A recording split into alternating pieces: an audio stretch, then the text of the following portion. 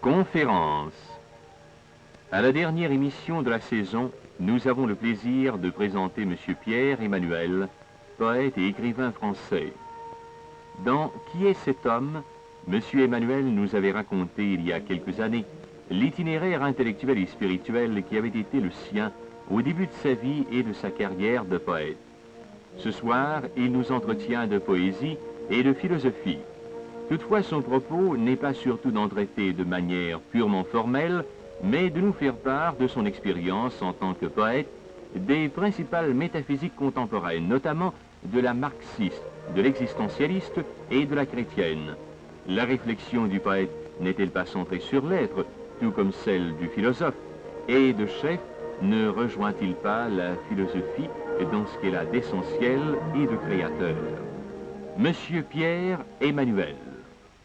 Mesdames, Messieurs, on pourrait résumer l'histoire des rapports entre la poésie et la philosophie en disant que la philosophie est la tentation permanente de la poésie et la poésie la tentation permanente de la philosophie. Vous savez d'ailleurs que beaucoup de poètes se sont laissés aller à des œuvres théoriques qui sont souvent écrites dans un jargon philosophique. Ces œuvres théoriques vont des recueils d'aphorismes à des traités esthético-philosophiques, où le langage le plus abstrait est souvent employé. L'exemple le plus remarquable est peut-être celui de Claudel, qui, dans son art poétique, montre une connaissance remarquable du thomisme et dont le discours philosophique est toutefois coupé d'élan qui prolonge le raisonnement dans le mystère et, pour ainsi dire, le ressource de cette façon. Il y a plus de 50 ans, au séminaire de Tübingen, étaient condisciples un philosophe, Hegel, et un poète, Hölderlin. Hegel, jeune théologien, écrivait à ce moment-là des thèses sur le baptême du Christ qui, dans leur langage symbolique, font penser parfois aux études de Bachelard sur les 4 éléments. La manière dont Hegel traitait des images de l'eau est toute poétique. Actuellement, un homme comme Heidegger, le grand philosophe allemand, à Fribourg, au lieu d'exposer en forme sa pensée philosophique, se sert des poètes pour l'analyser. Il se fonde sur l'étude de Hölderlin, précisément, ou du poète autrichien contemporain Trakow, pour nous montrer comment la poésie rejoint l'essence des choses d'une manière plus intime peut-être que la philosophie. Il a d'ailleurs un imitateur à Paris, en la personne de Jean Val, historien de la philosophie qui a écrit un traité de métaphysique où il conclut à l'évanouissement de celle-ci dans le monde moderne. Lui aussi, il cherche dans les poètes, et particulièrement dans Valéry, le sens ultime, le lien existentiel à l'être. Val écrit d'ailleurs de courts poèmes qui sont assez abstraits et qui sont une sorte de concentration de sa pensée philosophique grâce à l'ellipse du langage poétique. Et Heidegger, qui a écrit cependant un très long traité métaphysique intitulé Sein und Zeit, s'est tout d'un coup arrêté d'écrire de la philosophie au sens propre et actuellement il écrit des sortes de poèmes en prose qui s'appellent Sentiers forestiers, chemins de terre, et qui essayent de dégager d'un paysage au tournant d'une route le sens d'un mystère beaucoup plus général, celui de la présence humaine, de l'existence humaine, hic et nunc. Vous le voyez donc, il semble bien que poètes et philosophes sont conscients de ce que leur art ou leur pensée laisse échapper de l'être et que ainsi les poètes s'essayent à philosophie et les philosophes s'essayent à la poésie ou à l'explication de la poésie pour saisir le fond même des choses, l'être que les philosophes comme les poètes poursuivent constamment. il n'en est pas moins vrai que l'interpénétration de la poésie et de la philosophie n'empêche pas entre elles une très grande différence, différence de nature, différence de structure. Je voudrais la marquer devant vous. La philosophie, ou du moins la métaphysique qui en est le couronnement, nous avons tous appris qu'elle est la science des premiers principes, qu'elle est la science de l'être. Elle vise à créer une architecture globale de la pensée, une explication générale du monde, un système total, objectif qui engloberait toute réalité. Et cela, cette architecture totale, elle la place dans l'éclairage de la raison objective, du soleil des esprits, cette lumière qui éclaire tous les rapports entre l'homme et le monde et à laquelle doit être porté progressivement l'ensemble de la connaissance humaine. Actuellement, depuis Hegel, la philosophie tente à devenir l'histoire même de la philosophie. Elle intègre l'histoire de la pensée dans une espèce de mouvement dialectique. Chaque philosophe dépassant le philosophe suivant devient le moment actuel de la synthèse humaine. Et un jour, peut-être, ou du moins c'était l'espérance qu'en avait Hegel, c'était l'espérance aussi qu'en avait Marx, un jour, eh bien, la philosophie sera réalisée d'une manière immanente dans le monde. Vous connaissez la phrase fameuse de Karl Marx disant « Le prolétariat réalisera la philosophie, le prolétariat réalisera la sagesse universelle ». Bien sûr, la poésie ne vise pas à l'édification d'un système, et la poésie ne vise pas tellement non plus à l'élucidation rationnelle de l'univers. Au contraire, si elle se dirige vers l'être, elle se dirige vers l'être par son côté le plus obscur. Elle va vers l'indicible, elle va vers l'invisible. Elle sait bien que la totalité des choses qui existent n'existe que d'une manière latente, ne peut être que suggérée ou symbolisée. Cette totalité sur laquelle nous sommes fondés, et qui nous entoure, cette totalité échappe à la parole qui tente de la cerner. Aucun poète n'est plus grand qu'un autre, ni aucun poète n'est total, en ce sens qu'aucune poésie ne rassemble la totalité de l'expérience humaine. Il n'y a pas de progrès dans la compréhension poétique, il n'y a pas d'histoire de la poésie, il n'y a que des moments singuliers de celle-ci. Le philosophe se caractérise par son objectivité. Le poète se caractérise par sa singularité. Le philosophe raisonne comme s'il était le point focal de la raison universelle. En tant que penseur, il cesse ou il prétend cesser d'être un moi singulier. Il est la pensée qui se pense. Le poète, lui, dit « je », il dit « moi ». Ce jeu poétique, c'est d'abord son jeu personnel. Ensuite, cela deviendra un jeu plus universel. Mais le poète sait d'instinct que l'unité de l'être, sa richesse infinie, ne peut être appréhendée que par le singulier. Et toute expérience singulière, toute expérience du moi profond est à la limite ineffable, incommunicable. L'être n'est être qu'en tant qu'il est proféré, qu'il est dit, qu'il se projette dans le langage. Et dans sa profération, dans le langage qui le parle, il échappe à celui qui le profère. Il y a dans la parole un fond de silence, et ce fond de silence, cette musique du silence, c'est eux que le poète cherche à gagner.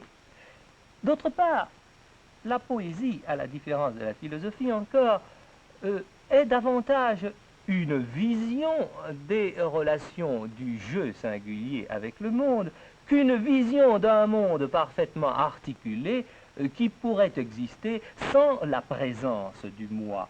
Le jeu singulier est, comment dirais-je, la sonde qui mesure les profondeurs de l'être. Et quelles sont ces profondeurs?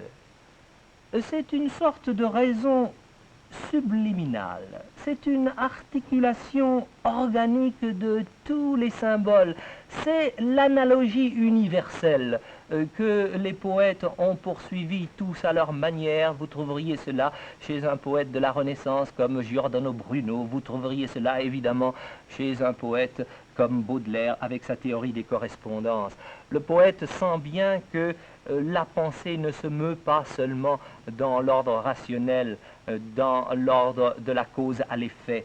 Elle se meut dans le monde imaginaire, c'est-à-dire par passage analogique d'une image à l'autre, d'une chose à l'autre. Cette analogie, ces rapprochements si mystérieux qu'établit le langage entre des choses si différentes, cette analogie suggère un mystère de relations beaucoup plus complexes, beaucoup plus subtiles que les relations purement rationnelles qu'élucide la conscience raisonnable. Elle suggère un mystère vivant, mais un mystère qui n'existe que parce que l'homme est au centre de lui.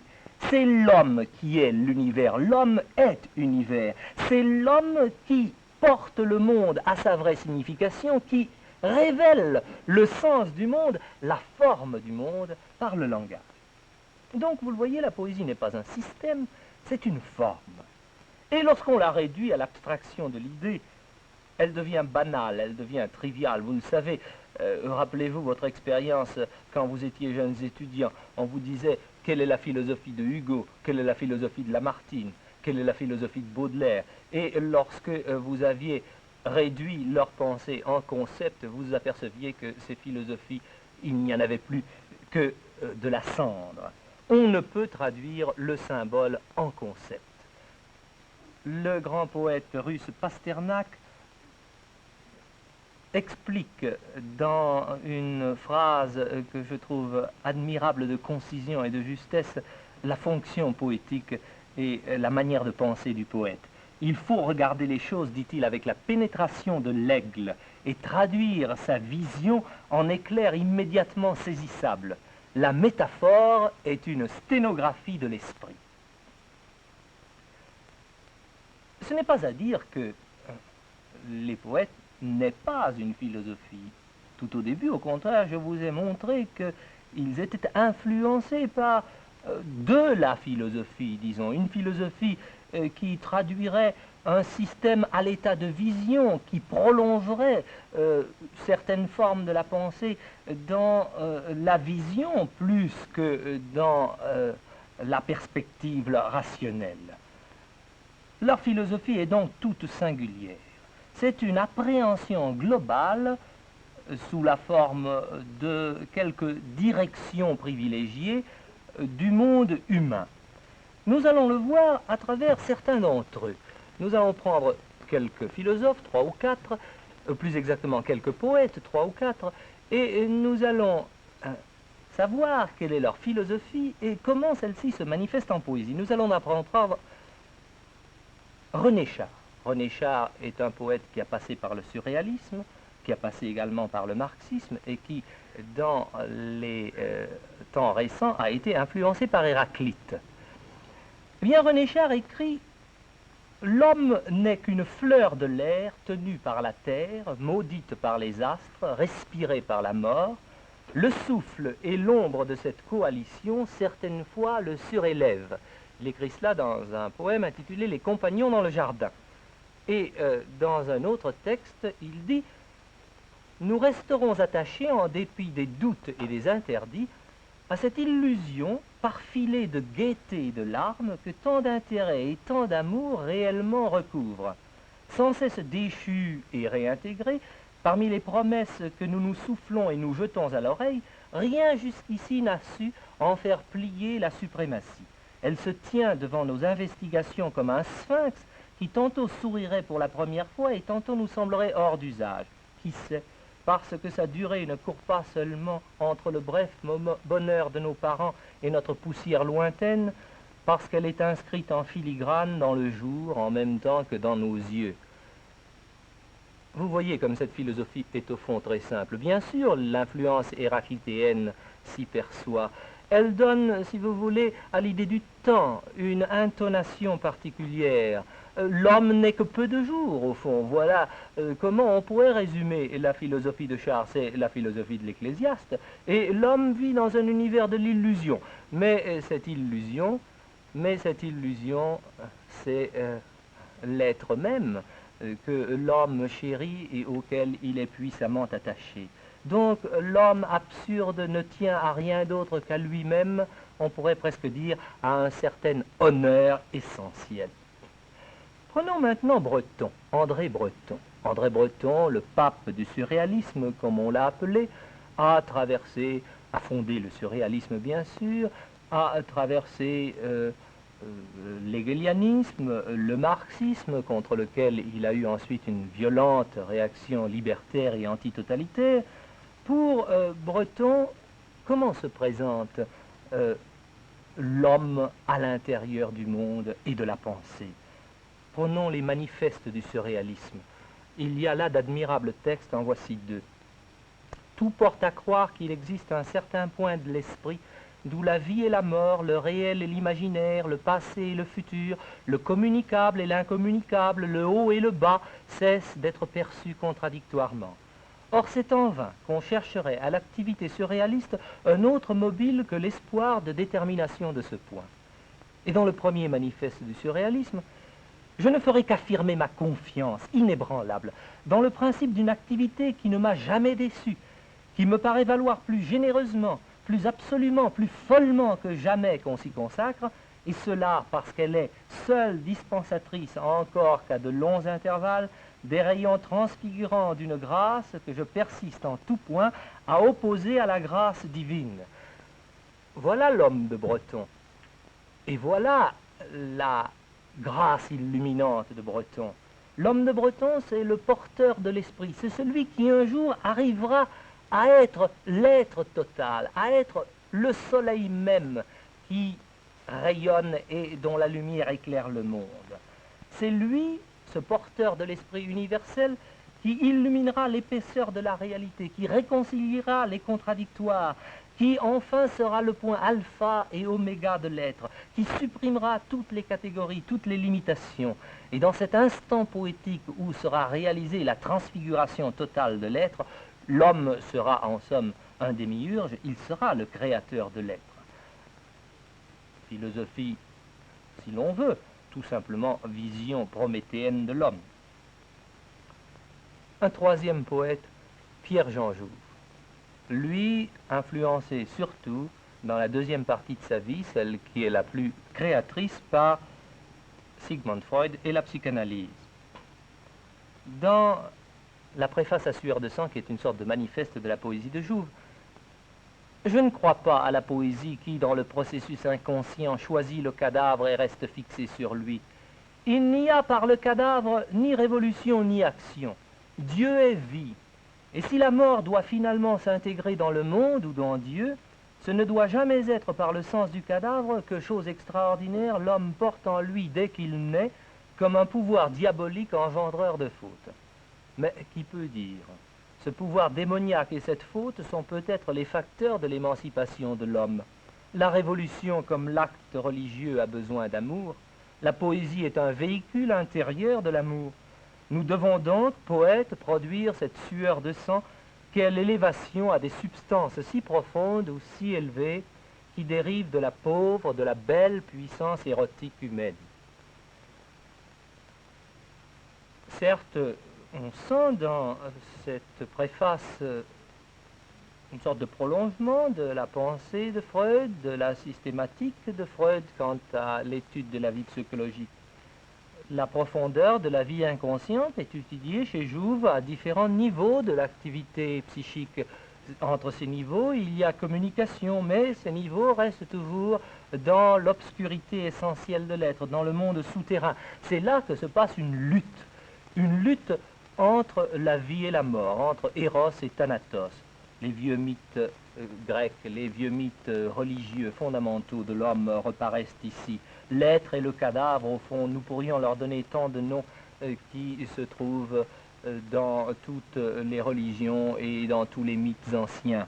L'être et le cadavre, ils sont là, dans la poésie de Jouve, en présence, et ce que le poète doit faire, c'est assurer le triomphe de l'être. La poésie doit prendre le parti de l'être à travers la mort. C'est au langage créateur de vie d'intégrer l'être dans d'intégrer du moins la mort elle-même dans l'être, de faire que la mort soit encore instrument de vie. Quatrième poète, Éluard. Éluard, c'est le surréaliste pur, et pourtant un poète communiste. Communiste, qui a peut-être lu Marx, qui a même sûrement lu Marx, qui s'est fait un devoir de lire Marx. Qu'en reste-t-il dans sa poésie? Pas grand-chose. Un certain unanimisme de l'amour des hommes, mais le plus souvent la poésie d'Éluard reste toujours très singulière, très intime. Elle sort de lui et elle ne se cherche pas de définition ni de justification à l'extérieur. L'un des premiers poèmes d'Éluard écrit quand il a 20 ans, au moment où il est encore à la guerre, en 1917, le voici. Je fis un feu, l'azur m'ayant abandonné, un feu pour être son ami, un feu pour m'introduire dans la nuit d'hiver, un feu pour vivre mieux. Je lui donnai ce que le jour m'avait donné, les forêts, les buissons, les champs de blé, les vignes, les nids et leurs oiseaux, les maisons et leurs clés, les insectes, les fleurs, les fourrures, les fêtes. Je vécus au seul bruit des flammes crépitantes, au seul parfum de leur chaleur. J'étais comme un bateau coulant dans l'eau fermée, comme un mort, je n'avais qu'un unique élément. Voyez, ce feu intérieur qui doit tenir la place de l'azur de Dieu, c'est le feu de l'amour humain. La confiance dans la vie pour mieux vivre, car il s'agit dans ce poème de mieux vivre. À ce feu de l'amour, Éluard donne le monde des apparences, qui doit être transmué, qui doit être changé en feu, qui doit être éclairé par le soleil qui d'une seule caresse fait briller les choses de tout leur éclat. Ce feu transmue le monde, comme je le dis, en brasier. Ce feu devient lui-même le monde dans sa transformation permanente, et ainsi il réalise l'unité entre le moi du poète, le feu qui a changé le monde en brasier, et le monde qui maintenant entoure le poète comme la flamme. Enfin, Claudel. De Claudel, je ne citerai qu'un passage de l'art poétique, un passage extraordinaire, vous allez le voir, définit admirablement la position de Claudel devant l'univers. Ma richesse est inépuisable, c'est posséder tout l'univers que de manquer de tout l'univers et de lui manquer moi-même. Ce manque réciproque, pour ainsi dire, entre l'homme et le monde, cette complicité fondamentale qui fait que l'homme manque au monde et que le monde manque à l'homme, c'est l'ouverture réciproque de l'univers à l'homme et de l'homme à l'univers. C'est l'ouverture qui doit être comblée par le langage. L'homme nomme l'univers, et en nommant l'univers auquel il manque, l'univers qui lui manque, il comble ce double manque. Il élève l'univers à l'esprit, il pénètre l'esprit d'univers, il incarne en même temps son esprit dans l'univers. La spiritualisation indéfinie du monde est en même temps l'incarnation de plus en plus profonde de l'esprit. J'en viens à moi-même, puisque l'on vous a annoncé que j'allais parler également de mon expérience des rapports entre la poésie et la philosophie. On a dit, en parlant de ma philosophie, tout à l'heure, on a laissé entendre du moins qu'elle était faite d'apports chrétiens, d'apports marxistes et d'apports existentialistes. Je ne suis pas sûr que cela soit absolument vrai du point de vue philosophique. Ce que je crois, c'est qu'en effet, certaines de mes visions ont été influencées par ces trois philosophies. Je n'ai fait aucune étude systématique de ces diverses philosophies, mais j'ai une certaine façon personnelle de prendre à chacune d'elles, sans doute, des images matricielles qui ont été déterminantes pour l'évolution de ma poésie. J'ai eu une formation chrétienne extrêmement solide. J'ai baigné dans le monde des symboles, dans le monde des mystères chrétiens. Leur importance a été très grande dans ma vie personnelle. Elle m'a aussi fait comprendre d'une certaine façon quelle était la place de l'homme dans l'histoire, car pour moi le cycle de la vie chrétienne était analogique du cycle de la vie historique de l'humanité. Le cycle liturgique, c'est l'histoire mystique de l'homme. D'autre part, non seulement le symbolisme religieux, mais la morale m'a influencé. La morale, peut-être pas en ce qu'elle a de meilleur, sous son aspect janséniste. C'est là que j'ai appris avec peut-être trop d'insistance, ce que c'était que la pureté, une pureté irréalisable, et ce que c'était que le péché, qui était l'absence de la pureté. Et cette exagération même a été chez moi assez grave en ce sens qu'elle a creusé le sens de la culpabilité. Et les lectures que j'ai faites ensuite ont aggravé peut-être cette tendance. J'ai fait bien sûr des lectures de mystiques catholiques, mais aussi la lecture de Kierkegaard, celle de Barthes, celle de Pascal et celle de Bernanos et de Blois, qui n'étaient pas nécessairement des lectures libératrices. Mais ce qui a été capital, comme je le disais tout à l'heure, dans mon rapport avec la pensée chrétienne, c'est son monde de mystère. Mettez, si vous voulez, les mythes au sens le plus sacré du terme de notre religion. Je pense à l'importance de l'incarnation, de la crucifixion et de la résurrection dans toute ma poésie. J'ai eu d'ailleurs une façon poétique presque immédiate d'utiliser ces grands mystères pour exprimer certaines déterminations personnelles. Le premier poème que j'ai écrit s'appelait Christ au tombeau, et c'était dans sa première partie l'histoire du Christ entre le vendredi saint et Pâques, qui ne sait s'il est mort ou s'il est vivant, qui souffre cette absence extraordinaire qui est l'absence de toute l'humanité et qui ne sait comment se délivrer de l'horreur de ses limbes. Et dans la seconde partie, le cri sort de lui, la parole est proférée, il ressuscite, il brise la pierre du tombeau, il surgit dans la joie de la parole, mais en même temps il saigne de toutes ses plaies dans la douleur de l'homme incarné et souffrant. De cette première image sont nées toutes sortes d'autres images déterminantes. Voyons maintenant, si vous voulez, quelle a été l'influence du marxisme dans ma poésie. J'ai peu de familiarité réelle avec la doctrine. J'ai lu Marx, j'ai lu Engels, j'ai lu des fragments de Staline, de Lénine. Cela m'a toujours beaucoup ennuyé. Je n'ai jamais eu grand enthousiasme à cela. Mais je l'ai lu par devoir, parce qu'il faut connaître. Mais ce qui me satisfaisait davantage quand j'étais très jeune, c'était une certaine image de la révolution comme changement radical dans l'histoire de l'homme. C'était l'idée de la libération totale en vue d'une aventure démiurgique, n'est-ce pas? Cet homme en masse, cet homme cosmique, c'était un, c'est-à-dire chacun était une personne, mais exaltée, pour ainsi dire, par l'innombrable. D'où un lyrisme progressiste, épique, qui intégrait, qui justifiait la violence propre à l'histoire contemporaine. La vie historique devenait une réalisation de la philosophie, dans le sens visionnaire du terme.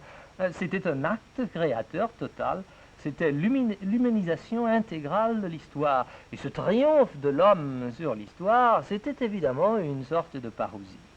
Et puis, il a bien fallu découvrir, et ça a été d'abord à travers le nazisme, ensuite à travers le communisme, il a fallu découvrir le vrai visage de l'esprit totalitaire. Ce que l'esprit totalitaire met en œuvre, ce n'est pas l'homme total, comme je le croyais, dans mon admiration naïve de la Révolution, c'est l'homme nul. Le totalitarisme qui agrège les hommes, qui les concentre et qui fait d'eux une force bonne à toute fin, c'est aussi le nivellement absolu de l'homme individuel. Ce nihilisme totalitaire finit par l'éradication de l'identité personnelle. Et pour mieux ruiner cette identité, il la défigure d'abord. Et que défigure-t-il en premier lieu? Tout totalitarisme commence par là, la parole humaine. Le verbe humain devient la proie du mensonge. La vérité devient le mensonge. Et le moi foule n'a plus de parole à lui. De même qu'il n'a plus d'identité personnelle, il n'a plus de verbe qui lui soit propre. Il est tout entier la proie du slogan. D'ailleurs, le tyran, qui est la tête de l'homme foule, c'est le haut-parleur du slogan. Et c'est alors, en pensant à cela, en pensant à l'homme déformé par tous les totalitarismes, l'homme des camps, l'homme des procès de tendance, des procès idéologiques, L'homme dont on voit qu'il est traqué, qu'il a perdu sa forme humaine, que son visage s'est creusé, a disparu. Rappelez-vous certaines photos si émouvantes et si suggestives précisément de cette disparition de l'homme derrière les orbites, caché, invisible, peut-être complètement évanoui. Eh bien, c'est en voyant justement ces images et en pensant à cette dissolution de l'être intérieur que j'ai découvert l'importance absolue du singulier, du personnel. L'importance absolue, je dis bien, c'est là qu'est l'essentiel. C'est parce que chacun de nous est un homme que la vie vaut d'être vécue. Et moi qui avais commencé dans Sodome, dans un livre intitulé Sodome, par faire le procès de l'individualisme absolu, j'ai fait dans un autre livre qui s'appelle Babel, le procès de l'esprit totalitaire. Et j'ai montré que l'histoire, la victoire de l'homme dans l'histoire tragique même que nous vivons, ce sera la victoire des individus, des êtres personnels, des consciences, luttant pour leur définition au sein de leur univers quotidien. Et c'est aussi dans cette perspective, tout d'un coup, que m'est apparu, on peut dire, tout l'effort, le véritable progrès humain dans la poursuite d'une personnalisation indéfinie du moi. C'est ma singularité mise en cause, la singularité de tout être mise en cause qui doit être passionnément défendue. Et c'est par là que je me suis rapproché de l'existentialisme en ce qu'il suggère constamment et l'importance et la pauvreté du singulier, du personnel, car cet être singulier, cet être si personnel est constamment menacé dans sa raison d'être. Nous n'avons de raison d'être que par notre foi en nous-mêmes et dans l'être. Autrement, dès que cette raison d'être disparaît en nous, nous disparaissons avec elle. Et cette foi, cette confiance, c'est ce que nous perdons à chaque instant. À chaque instant, l'être singulier que nous sommes manque d'air, manque d'être, manque l'être qu'il vise. Et ce manque d'être, eh bien, c'est une impression d'étouffement, une impression d'inanité qu'il faut constamment surmonter pour survivre, pour revivre. Cette quête de l'être qui me manque infiniment, c'est là ma vie elle-même, ma relation avec l'être, relation qui est une relation de poursuite, qui est une relation de désir, et qui est une relation dans laquelle je suis toujours tendu vers quelque chose qui me dépasse et que je ne saisirai peut-être jamais, mais que je saisis cependant d'une certaine façon parce que je suis tendu vers lui. Cette relation, c'est là mon être même. En tendant vers l'être, en m'élevant vers l'être, je m'accomplis. Et j'accomplis ma part de l'être, car cette part de l'être, il n'y a que moi dans ma singularité qui puisse l'accomplir. Chacun de nous est un destin. Chacun de nous a une vocation qui est d'être ce qu'il est. Et c'est ainsi que le singulier, le limité, le mortel, l'exilé, le déraciné trouvera le tout, l'infini, l'éternité, le lieu, la source. Et comment? Comment cela? Comment en somme faire la synthèse, vous le voyez, de ces visions qui sont des emprunts, mais qui sont aussi des transfigurations, des transmutations de la pensée en symbole? Comment? Comment un poète, au fond, s'exprime-t-il? Quelle est sa pensée? Sa pensée, c'est son langage en état de perpétuelle invention et tout de même en état de perpétuel recommencement. Le langage est invention et le langage est répétition, répétition d'un geste éternel, procréation indéfinie de la chose même qui a été dite, redite, qui sera dite, qui est dite par moi, qui sera dite par d'autres, indéfiniment et toujours de la même façon, mais avec une certaine intonation qui est propre à chacun de nous. C'est ce langage qui est la source de l'humain.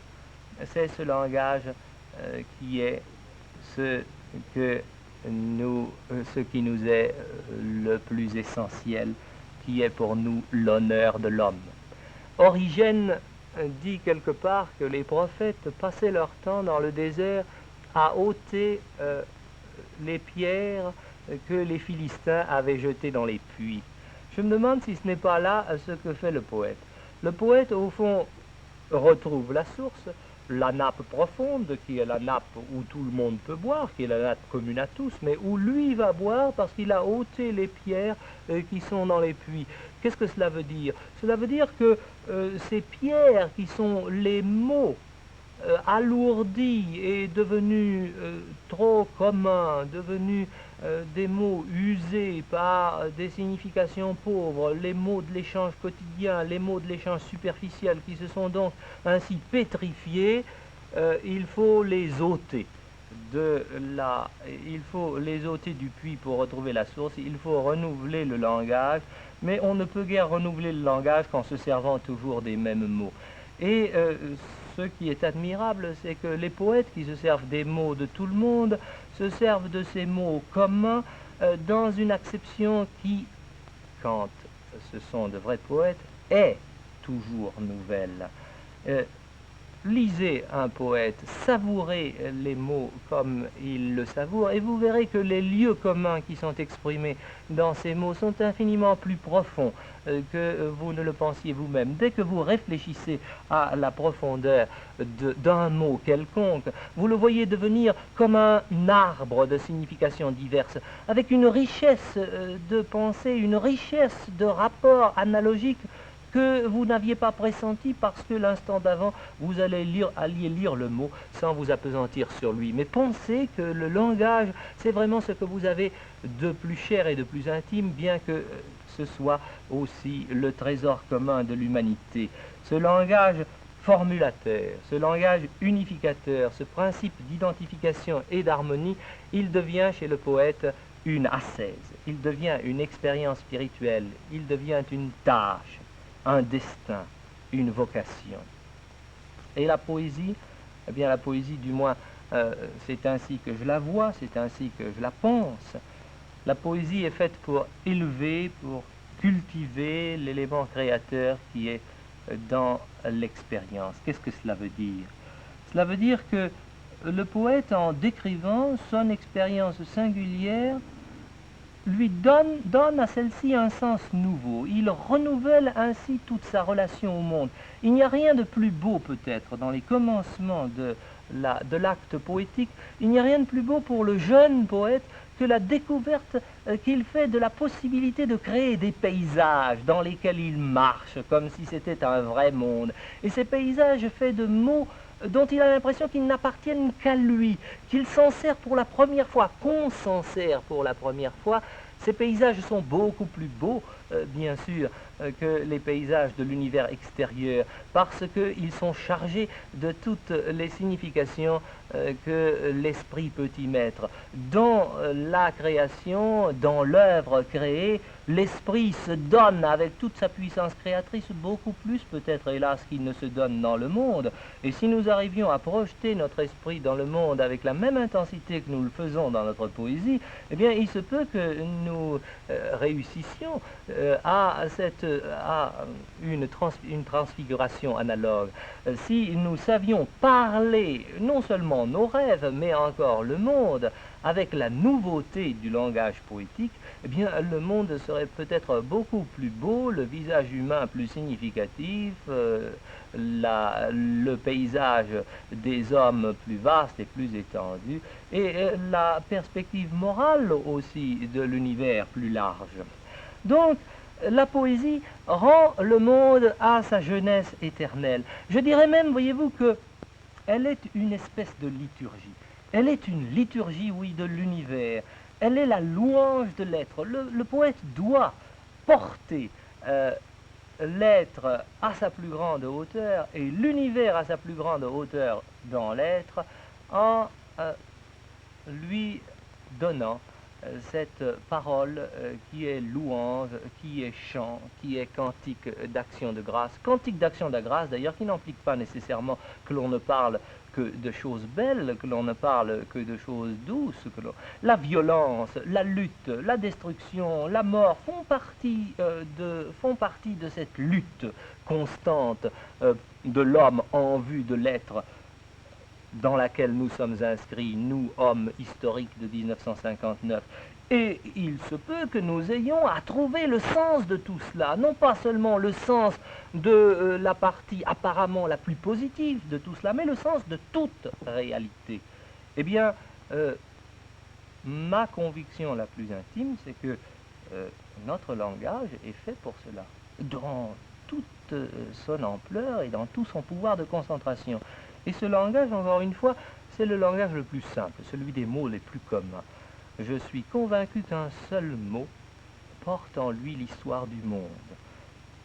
Je me rappelle avoir fait tout un poème sur le mot pain. Que dis-je, on pourrait faire une épopée sur le mot pain.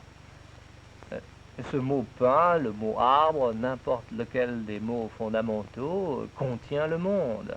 Si vous le permettez, je vais lire, pour terminer cette causerie, un passage d'un article que j'ai fait sur le sens de la poésie, où, précisément, me servant du mot pain, j'essaye de définir quelle est ma position à cet égard et le sens que je donne, le sens métaphysique, pourquoi pas, que je donne au langage. Je dis pain. Et ce mot peut ne nommer présentement que la miche posée sur la table, le pain de mon repas de midi qui va satisfaire ma faim quotidienne. Pourtant ce mot et la relation apparemment limitée qu'il établit entre la chose et moi contiennent une infinité de figures, toutes dérivées de l'acte élémentaire de la mendication. Si j'ouvre mon esprit en suscitant, par une attente et une orientation de tout mon être en vue de l'être, cette fin du sens intégral qui constitue le secret du langage et l'abîme des lieux communs, je me trouverai soudain rassasié, sans savoir par quel miracle, d'une signification irréductible à tout commentaire, bien que l'analyse du sens puisse être multipliée à plusieurs hauteurs à partir de l'acception courante des termes.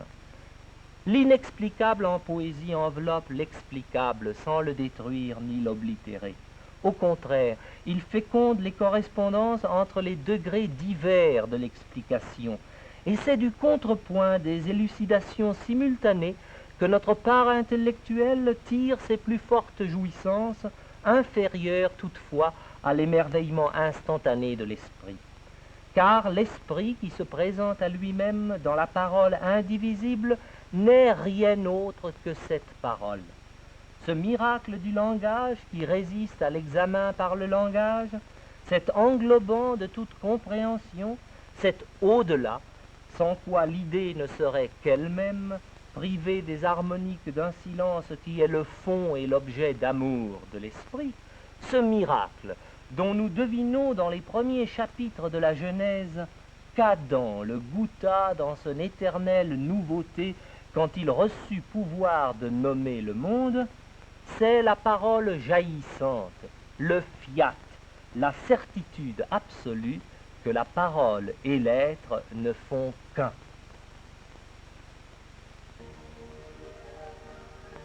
Ce soir, à notre dernière émission de la saison, nous avons eu le plaisir de vous présenter M. Pierre Emmanuel, poète et écrivain français.